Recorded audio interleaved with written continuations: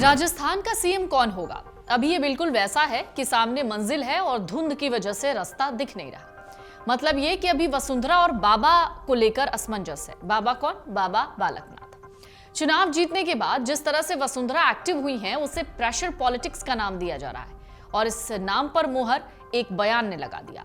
जरा उस बयान को सुनिए, जो बयान हेमराज मीणा का था। उनका कहना था कि वसुंधरा राजे के बेटे ने एमएलएज को रिजॉर्ट में बंद रखा।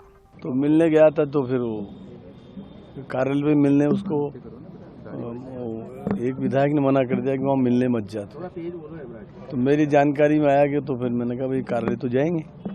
तो मैं जाके लेने गया, उसको जाके ले आया और कुछ लोगों ने व्यवधान किया। 10-5 लोग वहाँ खड़े थे कि वो हम नहीं जाने देंगे, नहीं जाने देंगे। फिर क्या था, फिर मैं उसको ले आया। मेरे साथ भी 10-5 जने थे, मैं लेके आ गया उसको। कहाँ गए थे, कहाँ लेने गए थे आप?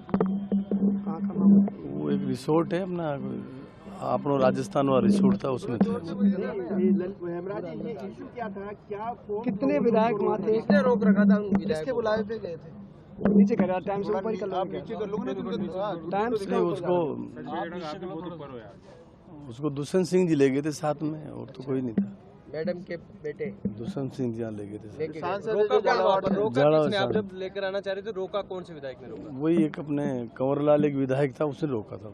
हेमराज मीणा के बयान के बाद तो ये समझ आने लगा कि राजस्थान में इस वक्त वसुंधरा रिजॉर्ट पॉलिटिक्स भी कर रही है। कांग्रेस ने हिंदी पट्टी के तीनों राज्यों में सीएम पर सस्पेंस को लेकर बीजेपी पर तंज कस दिया।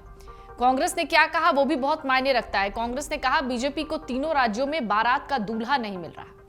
राजस्थान में रिजॉर्ट और प्रेशर पॉलिटिक्स ने यह सवाल गहरा दिया कि क्या राजस्थान में वसुंधरा राजे का ही राज होगा या बीजेपी रिवाज बदलते हुए किसी नए चेहरे की जयपुर की गद्दी पर ताजपोशी करेगी। रिवाज क्यों? रिवाज इसलिए क्योंकि साल 2003 से ही राजस्थान में बीजेपी सरकार का पर्याय रहा है राजे का राज। लेकिन इस बार तस्वीर दूसरी है।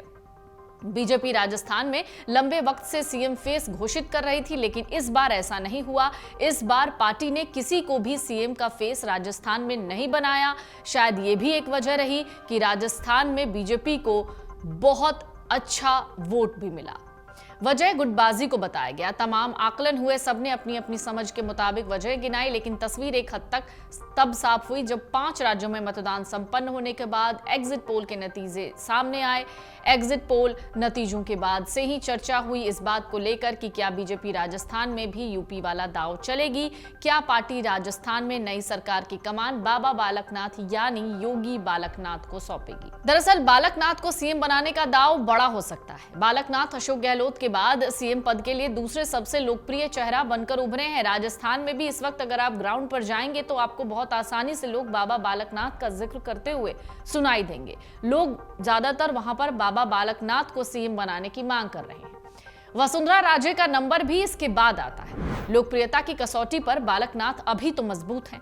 बालकनाथ योगी हैं, इस नाते वो हिंदुत्व को धार देने की बीजेपी की रणनीति में फिट है। राजस्थान में चुनाव प्रचार के दौरान प्रधानमंत्री नरेंद्र मोदी से लेकर उत्तर प्रदेश के सीएम योगी आदित्यनाथ तक बीजेपी के करीब सभी स्टार प्रचारकों ने तुष्टीकरण की सियासत, जोधपुर दंगे, कन्हैया लाल का हत्याकांड जो आपको याद होगा, जैसे मुद्दों को खूब उछाला था।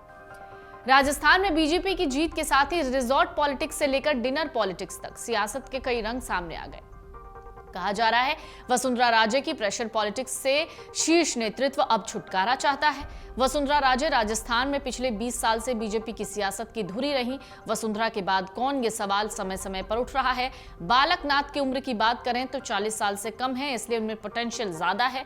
बीजेपी का वर्तमान वसुंधरा जरूर रही, लेकिन वो कितने दिनों तक पार्टी की उम्मीदों पर खरी उतरेंगी या उसका बोझ उठा पाएंगी, ये भी एक बड़ा सवाल है।